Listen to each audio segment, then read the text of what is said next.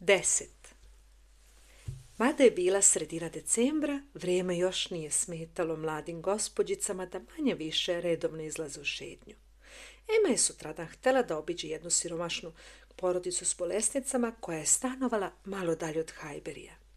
Da bi stigle do te usamljene kućice, morale su da pođu crkvenim putem koji se pod pravim uglom odvaja od široke, mada nepravilne glavne ulice u selu. I kao što se može zaključiti, na njemu se nalazilo blaženo skrovište gospodina Eltena. Trebalo je da najpre prođu pored nekoliko manjih kućica, a zatim 200-300 metara dalje dizao se parohijski dom. Stara zgrada, ne baš u najboljem stanju, sasvim pored puta.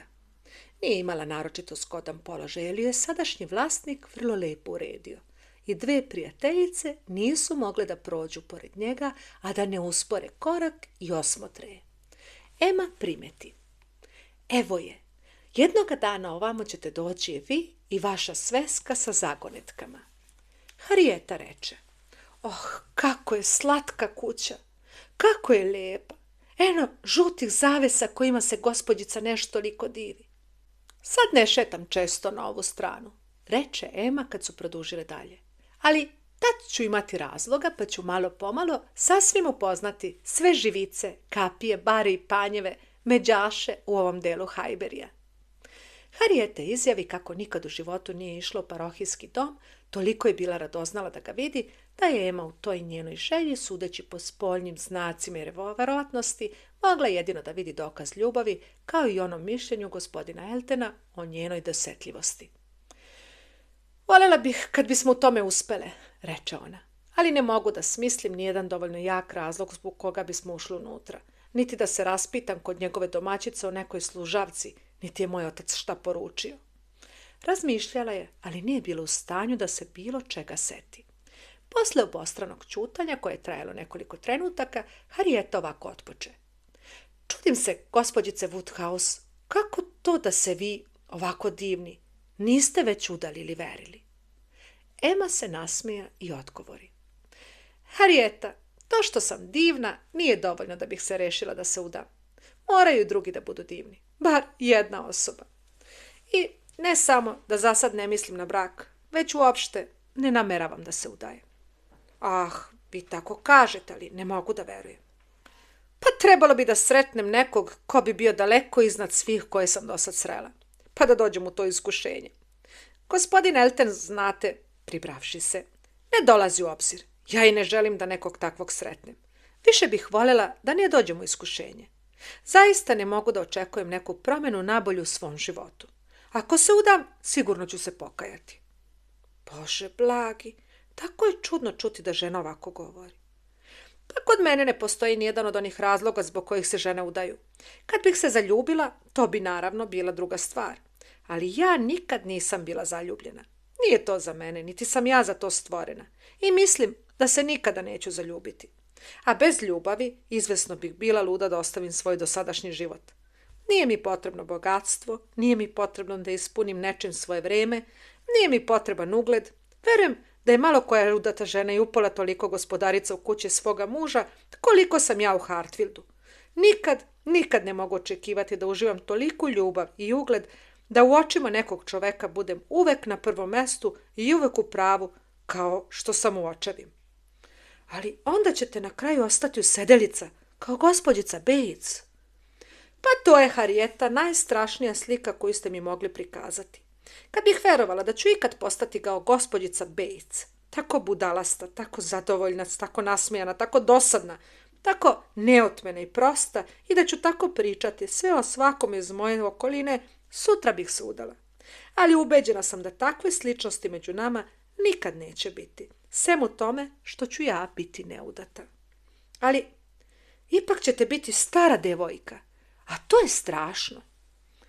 Ne brinite se, Harijeta, ja neću biti siromašna usedelica, a samo siromaštvo starih devojaka izaziva prezir otmenog sveta. Neudata žena s vrlo ograničenim prihodima mora biti smiješna, neprijatna usedelica, s kojom mladići devojke teraju šegu, ali neudatoj, bogatoj ženi uvek ukazuju poštovanje i smatraju je pametnom i prijatnom kao i sve druge. To razlikovanje ne znači da u svetu nema iskrenosti ni zdravog razuma, kao što se u prvi mah čini, jer vrlo mali prihod obično sužava duh i kvari raspoloženje. Oni koji sastavljaju jedva kraj s krajem i koji su prinuđeni da žive u vrlo skromnom i najčešće u vrlo neuglednom društvu, lako postaju skogrdi i mrzovoljni. Ali to se ne odnosi na gospođicu Bates. Ona je samo suviše dobroćudna i suviše budalasta da bi se dopala. Inače, svi je uglavnom vrlo vole, mada je neudata i siromašna. Njoj siromaštvo nesumnjivo nije suzilo duh. Ubeđena sam da bi ona, kad bi imala samo 10 para, polovinu dala drugome. Nje se niko ne boji, a to mnogo znači. Bože, ali šta ćete da radite? Čime ćete se baviti kad ostarite? Koliko poznajem sebe, Harijeta, duh mi je živ i vredan.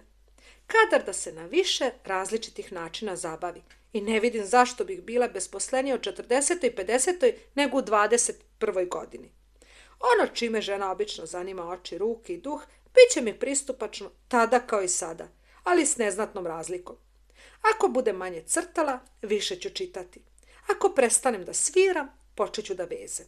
A što se tiče onoga što će mi obuzimati pažnju, onoga čemu ću pokloniti svoju ljubav, bez čega zaista osjećamo veliku prazninu i čiji je nedostatak veoma teško izbeći kad se ne udamo, bit ću odlično zbrinuta, pošto ću imati svu decu sestre koju volim da se o njima staram.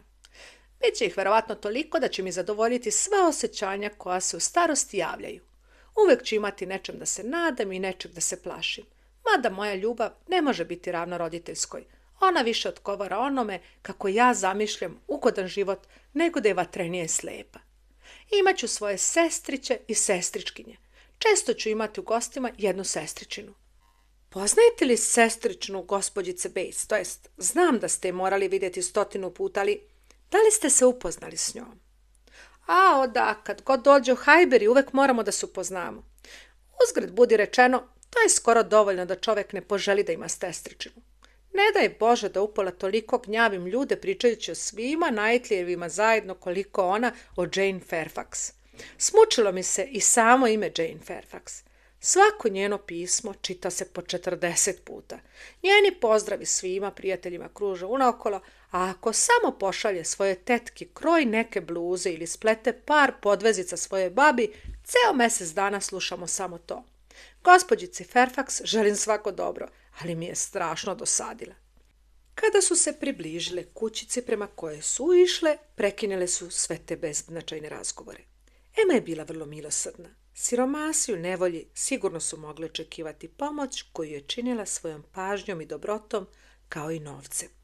Shvatala je njihove navike, nalazila opravdanja za njihovo neznanje i iskušenja, nije imala nikakve romantične predstave o posebnoj vrlini onih koji su se tako malo obrazovali, slušala je njihove jade, uvek gotovo da ih žali, i uvek ih pomagala s isto toliko razumevanja koliko i dobre volje. Ovoga puta došla je da poseti i bolesne i siromašne. I pošto je ostalo onoliko koliko je trebalo da bi im pomogla i posavjetovala ih, napustila je kućicu s takvim utiskom o svemu što je vidjela, da je po povratku kazala Harijeti. Dobro je kad čovjek vidi ovako nešto, Harijeta. Kako sve drugo onda izgleda sićušno. Sad mi se čini da cijelog dana neću moći ni o čemu drugom da mislim, nego o tim jadnim stvorenjima. Pa ipak, ko zna, možda ću sve to brzo zaboraviti. Sasvim tačno, reče Harijeta. Jadna sirotinja. Ne može čovjek ni o čemu drugom da misli. U stvari, ne mislim da će se taj utisak brzo izbrisati, reče Ema, prelazeći preko niske živice i rasklimatanog stepeništa kojim se završava uzana, klizava staza kroz baštu s kojom opet izađoše na put. Mislim da neće, reče, zastajući da bi još jednom pogledala na nemaštinu koja se spolja ogledala na kući i setila se one još veće iznutra. O, da, neće, složi se njena prijateljica. Produžiše dalje. Put je malo zavijao, kad su prešle taj zavijutak, ugledaše gospodina Eltona i to tako blizu da je Ema imala samo toliko vremena da doda. Harijeta, evo nečeg što će iznenada staviti na probu postojanost naših dobrih misli. Uostalom, osmehujući se, Nadam se da smo svojim milosrđem, ako nas je podstaklo da se potrudimo i olakšamo nesrećnima, učinile sve što je u suštini važno. Ako osjećamo nešto prema tim jadnicima, dovoljno je da učinimo što možemo za njih. Sve ostalo je prazno sažaljenje koje nas samo rastužuje. Harrieta je uspjela da odgovori samo. Da, tako je. Preno što im je prišao gospodin Elton. Međutim, kad su se sastali, najprije su počeli da govore o nemaštini patnjama te siromašne porodice. On je pošao da je obiđe. Sad je bio voljan da odloži tu posetu i započeli su veoma zanimljivu raspravu oko toga šta može i šta treba da se uradi, pa se gospodin Elton vrati da bi ih otpratio. Kad su se našli jedno s drugim na ovakvom poslu, mislila Emma, kad su se sreli čineći dobra dela, doći i kod jednog i kod drugog izazvati još veću ljubav. Ne bih se čudila ako bi došlo do izjave. Da nisam ja tu, tako bi moralo da bude. Voljela bih da sam negde dalje. Želeći da se odvoji od njih što više, ubrzo skrenu jednom uskom stazom malo iznad puta, ostavljajući ih zajedno na glavnom putu. Ali nisu prošla ni 2 minuta kad zapazi da se Harrieta, koja je navikla da se oslanja i ugleda na druge, penje također i da će je oboje uskoro stići. To nije htjela da dozvoli. Odmah je stala pod izgovorom da treba nešto da popravi na svojim poludubokim cipelama, te saginjući se zauzela potpunu stazu i zamolila ih da budu ljubazni i produže. I dodala da će ona doći odmah iza njih.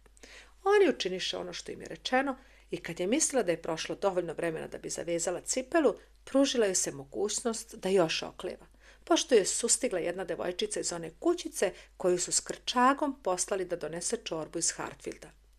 Bilo je sasvim prirodno što je pošla s devojčicom pričajući, postavljajući pitanja, odnosno bilo bi prirodno da je sve to radila bez ikakve namere. Na taj način njih dvoje su mogli da idu ispred nje, ne osjećajući se obavezni da je sačekaju. Ona ih je međutim i nehotice stigla jer je devojčica brzo koračala, a oni prilično polako. A to je nju toliko više zabrinulo što su oni očigledno razgovarali o nečem veoma zanimljivo. Gospodin Elton je govorio živo, Harrieta je slušala zadovoljno i pažljivo, pošto je devojčicu poslala napred, Emma je taman htjela da izmisli razlog zbog kog bi se još malo zadržala, kad se oni oboje osvrnuše, pa je morala da im se pridruži. Gospodin Elton je dalje govorio i objašnjavao neke zanimljive pojedinosti. Emma se malo iznenadi kad je čula da svoje lepoj pratilji samo podnosi izveštaj o sedeljci koji je njegov prijatelj Cole priredio prethodnog dana. I da je ona stigla na stiltonski i wiltshirski sir, maslac, celer, cveklu i slatkiše. To bi, razume se, ubrzo odvelo do nečeg boljeg. Tešila se. Oni koji se vole sve zanima i sve služi kao uvod za ono što im leži na srcu. Da sam samo mogla da se duže zadržim. Sad su lagano produžili dalje zajedno dok ne ugledaše pred sobom ogradu parohijskog doma. Rešiše se odjednom da Harrietu bar uvede u kuću, Emma pronađe opet da je se cipela odrešila i zastade da bi je još jednom vezala.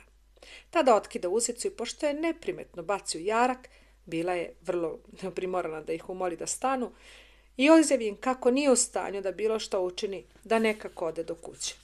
Otkinulo mi se parče uzice, reče ona, i ne znam šta da radim.